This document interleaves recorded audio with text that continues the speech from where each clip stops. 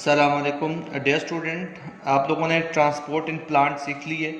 अब आप लोग पढ़ने जा रहे हैं ट्रांसपोर्ट इन ह्यूमन के अंदर ट्रांसपोर्ट सिस्टम जो है वो दो तरह के मटेरियल को ट्रांसपोर्ट करता है। एक तो हमारे पास लिम्फ को ट्रांसपोर्ट करने का लिम्फेटिक सिस्टम है, दूसरा ब्लड को ट्रांसपोर्ट करने का ब्लड सर्कुलेटरी सिस्टम है। और जो ब्लड सर्कुलेटरी सिस्टम है वो असल में दो तरह का होता है। एक होता है open and close blood circulatory system. Open and close का जो थोड़ा सा डिफरेंस होता है वो ये होता है कि जो ब्लड होता है वो अगर ब्लड टिश्यू अपना जो है वो ब्लड वेसल्स को छोड़कर डायरेक्ट टिश्यूज के साथ कांटेक्ट करना शुरू कर दे तो आप उसे बोल देते हैं कि वो आपके पास क्या है, ओपन ब्लड सर्कुलेटरी सिस्टम है। और अगर क्या करे कि ब्लड जो है वो इनसाइड द वेसल रहे, यानी maintain that meaning that the blood never leave the network of arteries when and capillaries. अगर ब्लड जो है वो नेटवर्क ऑफ आर्टरीज और कैपिलरीज को बिल्कुल ना छोड़े, उनके दरमियान ही सर्कुलेट करता रहे, उस सूरत में आप लोग कह लेते हैं कि ये आपके पास क्या है जी, जो है वो क्लोज ब्लड सर्कुलेटरी सिस्टम है। अब एज अ होल ह्यूमन के अंदर जो ट्रांसपोर्ट मटेरियल है वो हमारे पास क्या है जी, तीन चीज़ों के बेसिक कंसेप्ट पर चलता है। हमारे पास जो वो ब्लड सर्कुलेटरी सिस्टम के जो कंपोनेंट हैं वो कौन से हैं? पहला है ब्लड, दूसरा है आपके पास हार्ट, तीसरा आपके पास ब्लड। देखिए जी, ब्लड, हार्ट और ब्लड वेसल तीन बेसिक कंपोनेंट बनते हैं जो एज अ होल एक ट्रांसपोर्ट सर्कुलेटरी सिस्टम में काम करते हैं, एक ब्लड सर्कुलेटरी सिस्टम में काम करते हैं। तो उनमें हमने बारी बारी इन तीनों कंपोनेंट को डिस्कस करना है इस सर्कुलेटरी सिस्टम के। तो सबसे पहले हम लोग डिस्कस करेंगे कि ब्लड क्या होता है, ब्लड की बेसिक कंपोजिशन क्या है। तो याद रखिएगा स्टूडेंट, ये हमारे पास ब्लड से मुतालिक है। तो हम लोगों ने क्या करना है, ब्लड को डिस्कस करना है कि ब्लड क्या है। Blood is a specialised body fluid.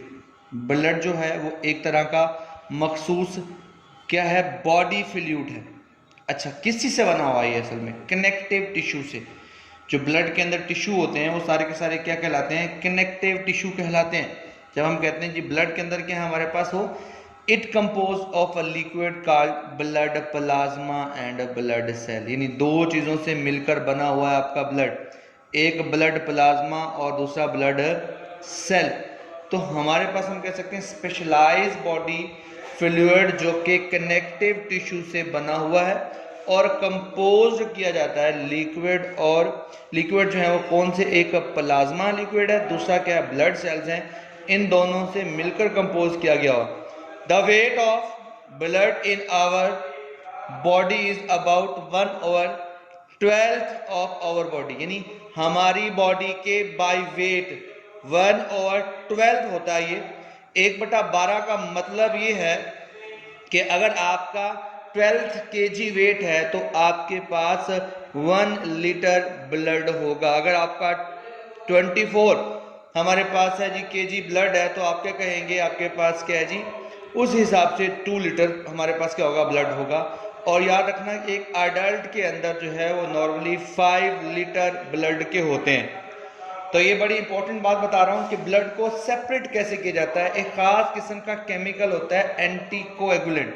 क्या कहते हैं, एक टेस्ट ट्यूब में हम लोग क्या करते हैं, इसको ब्लड को लेते हैं और उसमें यही वाला जो केमिकल है एंटीकोएगुलेंट वो डाल दिया जाता है और थोड़ी देर उसे रख दिया जाता है, जिससे क्या होता है ब्लड प्लाज्मा और ब्लड सेल सेपरेट हो जाते हैं।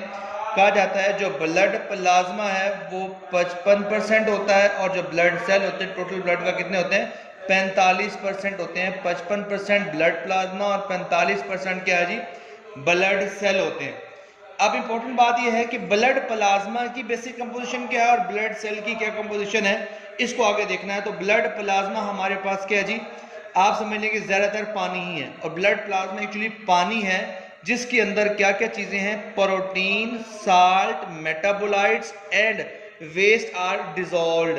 यानी वो पानी एक तरह का पानी समझ लें जिसके अंदर क्या है, प्रोटीन भी है, साल्ट भी है, मेटाबोलाइट भी है, वेस्ट डिसॉल्व भी है।